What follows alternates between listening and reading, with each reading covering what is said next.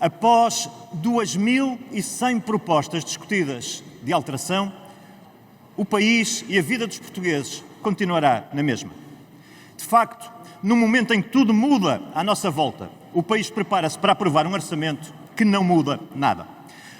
Ao nível da União Europeia, pelo menos, há a consciência do problema. Discute-se a integração de mercados, a regulamentação e a desregulamentação, a inovação, a competitividade, as fontes de energia, a defesa e a segurança. Mas aqui, no Parlamento, em Portugal, estivemos durante meses a discutir a redução de 1 ponto percentual no IRC. E nestas 2.100 propostas temos, de facto, alguns exemplos assombrosos. O PSD e o CDS conseguiram baixar o IVA das touradas, mas, entretanto, o IVA da construção continua na taxa máxima, como se a habitação fosse um bem de luxo. O PS canta vitória porque impediu a descida de 2 pontos percentuais no IRC. É uma enorme vitória do PS, que considera que uma descida do IRC para todos é uma descida que põe em causa o futuro do país. Porquê? Porque o PS entende que deve ser alguém no governo que define quais são os setores estratégicos. Melhor dito, o que o PS pretende é que Pedro Nuno Santos, Marina Gonçalves, Alexandra Leitão decidam quem deve e quem não deve ter baixas de IRC. Eles, os mesmos, que enterraram 600 milhões dos contribuintes na EFASEC. O Chega quer um salário mínimo já de 950 euros mensais. Nem o PCP foi tão longe, mas o Chega quer mais. O Chega quer que os contribuintes subsidiem as empresas para pagar salário mínimo. São socialistas. E o Bloco trouxe-nos a velha medida da tributação das grandes fortunas. Mas aconteceu alguma coisa aqui pelo meio, porque no princípio do ano as grandes fortunas começavam em 1,5 milhão de euros e agora começam em 3 milhões de euros. Se a continuar assim neste ritmo, vão-se juntar um dia ao grande capital e cá estaremos para observá-lo. Mas estes são só alguns exemplos. São só alguns exemplos como as prioridades estão trocadas em Portugal. Em todas estas bancadas troca-se o que é essencial pelo que é acessório. Troca-se a criação de riqueza pela distribuição do que não se cria. Troca-se o crescimento económico do país pela compra oportunista de clientelas.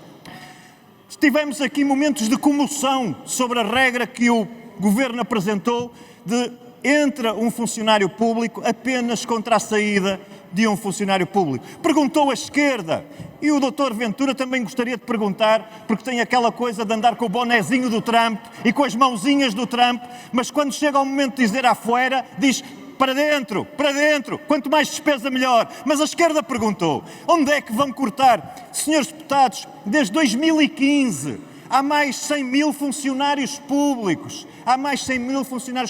Portanto, a pergunta boa não é onde é que vão cortar para manter tudo igual. A pergunta boa é onde é que não vão cortar? Onde é que o Sr. Primeiro-Ministro não vai cortar? Não vai cortar na redundância, não vai cortar na burocracia, não vai cortar no desperdício. É aí que o Primeiro-Ministro e o Governo de Portugal não vão cortar a partir de agora. O Estado não pode continuar a consumir recursos à custa do bem-estar das famílias e da capacidade de crescer das empresas. Todos os orçamentos, incluindo este de 2025 e todos até ao final da década, deviam respeitar 4 regras fundamentais. Primeira, respeito absoluto pelos contribuintes, por cada cêntimo que é retirado ao bolso dos contribuintes. Segundo princípio, o Estado deve estar bem nas áreas essenciais, na defesa, na segurança, na justiça, nas infraestruturas de mobilidade, no financiamento do acesso universal à educação e à saúde. Mas isso significa que não deve estar nas outras áreas, que não são estas, onde está hoje. Terceiro princípio, o Estado tem de se modernizar, aproveitar a inteligência artificial, a automação, a digitalização para dar um passo seguro na modernização.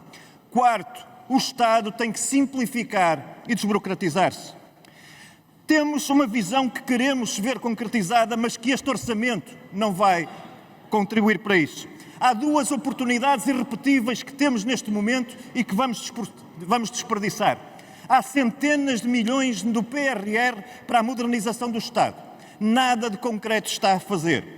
E há a reforma de dezenas de milhares de funcionários públicos nos próximos anos, o que permite uma redução da função pública, sem criar qualquer drama social. Os orçamentos dos próximos anos deviam ter 4 objetivos. Primeiro, aplicar a regra 2 saídas para uma entrada. Segundo, reduzir 50 mil funcionários públicos até ao final da legislatura, com foco nas áreas administrativas e burocráticas. Terceiro, eliminar 20 a 30% das funções de chefia. Quarto, aplicar na função pública um programa efetivo de justa avaliação e desenvolvimento. Senhor Presidente, senhores deputados, só há um partido neste Parlamento com a visão e a coragem de defender o que aqui acabei de apresentar. Aprovamos neste orçamento medidas que vão nesse sentido. O plano Poupar e Premiar para a função pública. A revisão e a racionalização do setor consultivo do Estado. Mas é apenas um pequeno passo. É por isso que do Chega ao PCP, nenhum outro partido votou a favor da regra 2 por 1 que aqui trouxemos a este Parlamento. Mas o que aqui acabei de defender tem de acontecer porque Portugal comece a recuperar o caminho da competitividade e do crescimento económico. Senhor Presidente, afirmei aqui na discussão do orçamento na generalidade e repito agora. A Iniciativa Liberal votaria a favor de um orçamento que desse sinais claros de mudança no país. A Iniciativa Liberal votaria a abstenção com um orçamento que respeitasse, ao menos, o programa eleitoral da AD e o programa de governo. A Iniciativa Liberal, não se cumprindo nenhum desses 2 cenários, em nome do interesse do país, votará contra este orçamento e aceita o desafio de defender sozinha a única visão de país focada no crescimento e na prosperidade dos portugueses. Ao contrário dos outros, nós não trocamos o futuro de Portugal por lógicas eleitoralistas e de curto prazo.